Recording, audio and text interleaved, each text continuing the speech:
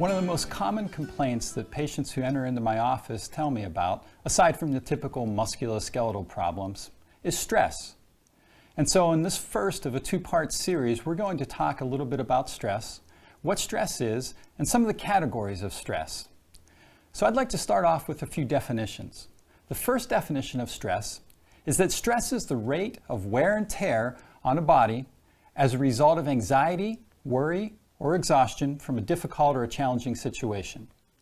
The part of this definition that I'd like to concentrate on is the first part, where it says that stress is the rate of wear and tear on the body.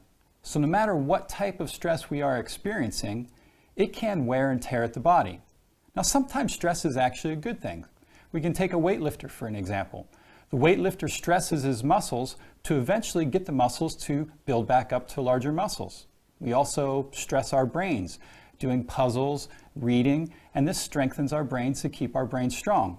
But other types of stresses can actually be a negative to us and can wear and tear at our bodies. The next definition that I'd like to talk about is stress is how we feel when life's demands exceed our ability or our perceived abilities to meet those demands. And so with this definition, we talk about our feelings and how we feel about these. Oftentimes, when we look at stressful situations, we feel overwhelmed with things when in reality, these things really aren't that bad. And the part of this definition that says that it exceeds our ability or our perceived ability to meet those demands is really important, because a lot of times what we perceive isn't actually the reality. So we have to train ourselves to look at situations and not always look on the bad part of things, but to try and stay optimistic and realize that all these situations may not be quite as bad as they seem. So let's now look at the categories of stress. There's many different types of categories, but I believe that most stressors can be placed into three different categories.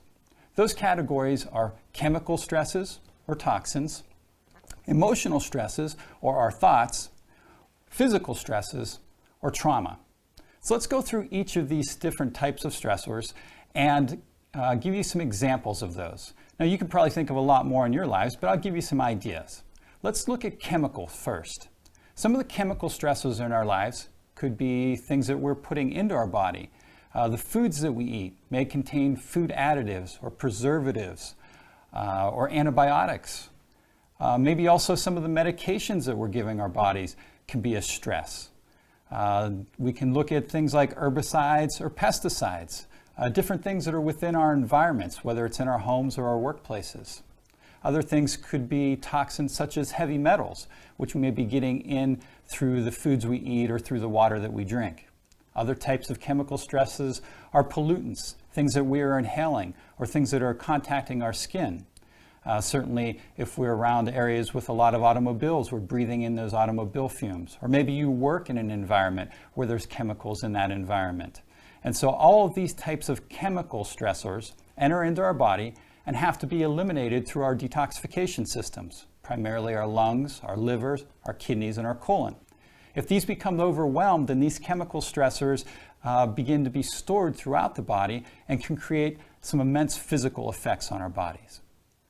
We're going to talk about how we can deal with these chemical stressors in the next series. The next type of stress that I'd like to discuss with you are the emotional stressors or the thoughts. So let's talk about some of these. These are probably some of the more common ones that people think of when they think of stress. Finances are a big one. Whether we're going to be able to pay the bills at the end of the month or whether there's a check that we're expecting is going to make it in on time. Other emotional stressors are work. What about an over-demanding boss? Whether we have deadlines that we have to meet, possibly coworkers creating some emotional stressors on us. Other examples could be children. Raising children certainly can be emotionally stressing on us. Maybe dealing with elderly parents or the death of a loved one, divorces, relationships, whether it's with a wife or a significant other. All of these can create emotional stressors on our body. The third and last type of stress that I'd like to categorize for you is the physical stresses or the traumas. The most common of these are injuries or accidents. Could be something as simple as a slip or a fall, or it could be something more serious like an automobile accident. All of these are going to have effects on our body, including the muscles, the tendons, the ligaments, and the joints. Creating stress on these can wear these away and create some eventual health issues on down the road, if not immediately. Other types of physical stressors could be repetitive stress injuries, sitting in a position at work that's affecting your back, your neck, or even your hands. Carpal tunnel syndrome is a good example of this. Other types of repetitive stress could be things like tennis elbow. Using the tennis racket in the wrong way or overutilization of it can create stress on the elbow and can create tendinitis in the elbow, which is called tennis elbow. Other types of these physical stresses could be tension headaches. Sitting in a position where the neck is forward for too long can create strain on the muscles and can irritate those muscles, decreasing blood flow to the brain and actually create headaches. Other types of physical stressors may be overdoing it with yard work or housework. Even things that are typically good for us, like exercise, can become overabuse of physical stressors if we're doing them the wrong way or overdoing the exercises. So all of these things fall into the category of physical stressors.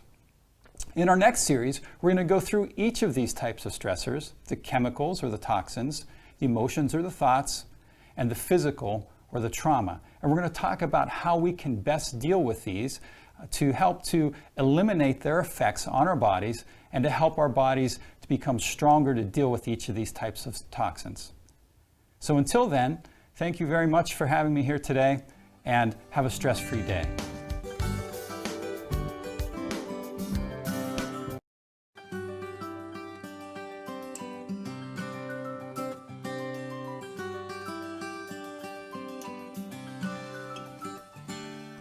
In our last series on stress, we defined what stress is, and we also talked about the categories of stress.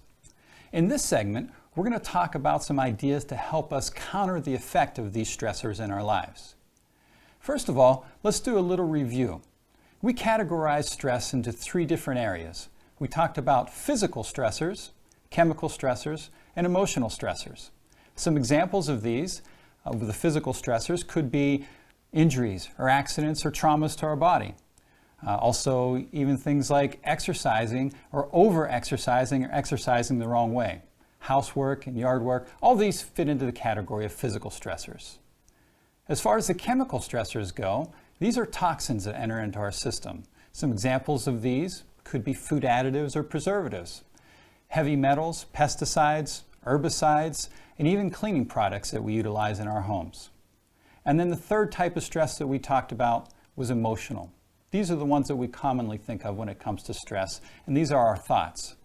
Things that fall into this category could be worrying about finances, relationships with a spouse or family members, raising children, work environments. All of these fall into the category of emotional stressors.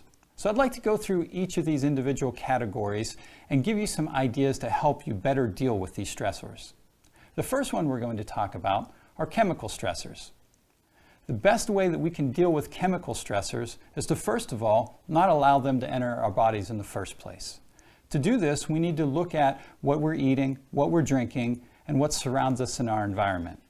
So if you're able to, eating organic is a great way to eliminate a lot of these toxins that enter into our system. I know this is impossible for most of us, and so sometimes we eat things that aren't the greatest for us, and we can get some of these additives and preservatives and toxins into our system.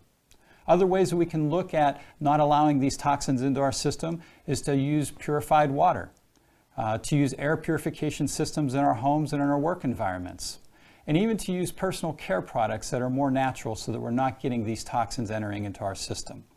Things like toothpaste, cosmetics, or even the lotions we put on our skin can allow the toxins to seep through the skin and enter into our body. Now, once these toxins get into our system, they have to be eliminated through our detoxification systems in our body. Things like our lungs, our liver, our kidneys, and our colon all help to detoxify the body. In our modern environment, there's no way of stopping all of these toxins, so we need to assist our body with this detoxification process. We can help our liver with detoxification by helping to give it some antioxidants. Some examples of antioxidants might be vitamin E, vitamin C, green tea extract, pine bark extract, or grapeseed extract. All of these are great antioxidants that can help our liver in phase 1 and phase 2 detoxification.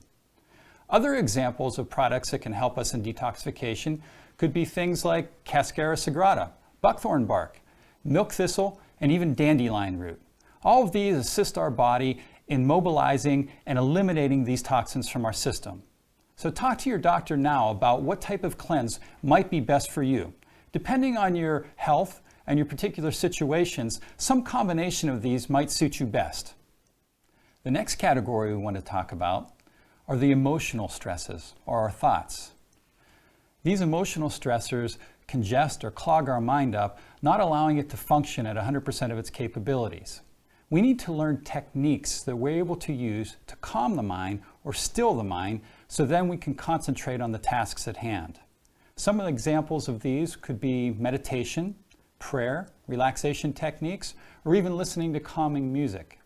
Meditation is my favorite of these techniques and can be utilized in almost any situation to help calm or still the mind. The easiest way to utilize meditation is just finding a verse or a word or even a sound that you can concentrate on, repeating this over and over again in the mind, concentrating on these words or thoughts only, and not allowing extraneous thoughts to come into the mind.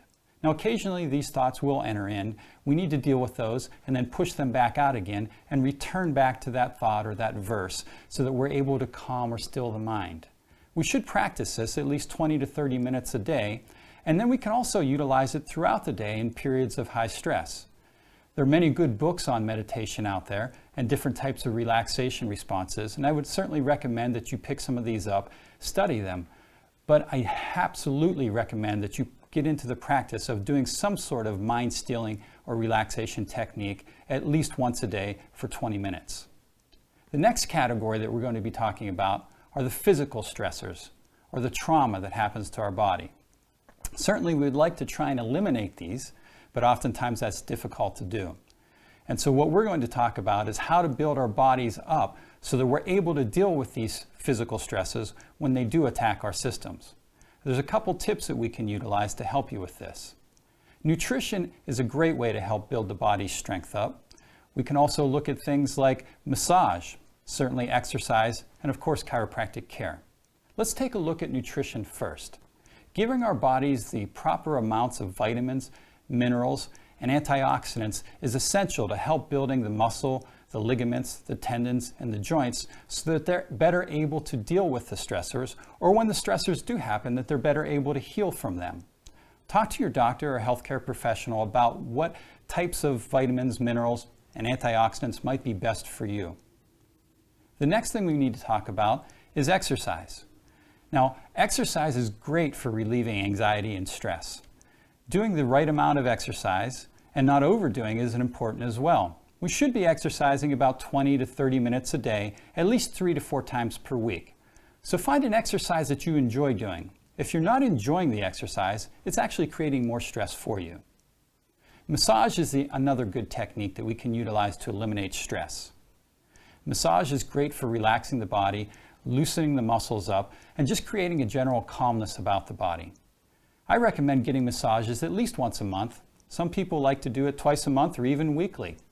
It's a great way to calm down and relieve stress. And last, but certainly not least, is chiropractic.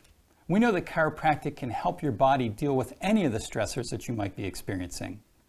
The brain controls and coordinates all functions of the body by sending messages down through the spinal cord, out into the nerve roots, into the nerves, and to every organ, cell, and tissue of the entire body. So no matter what stress is affecting your body will be better able to deal with it without nerve interference. Stressors on the spine or subluxations interfere with those nerve impulses, decreasing the energy from the brain to the body and from the body back to the brain again. So make sure you're getting your adjustments as recommended by your chiropractor. And don't forget about your family, your friends, and especially your children. We don't want to let our children grow up to experience the same types of problems that we're having now. I hope that these suggestions on how to deal with stress will help you to regain and maintain your health and vitality and to be able to create a better harmonious environment within your system.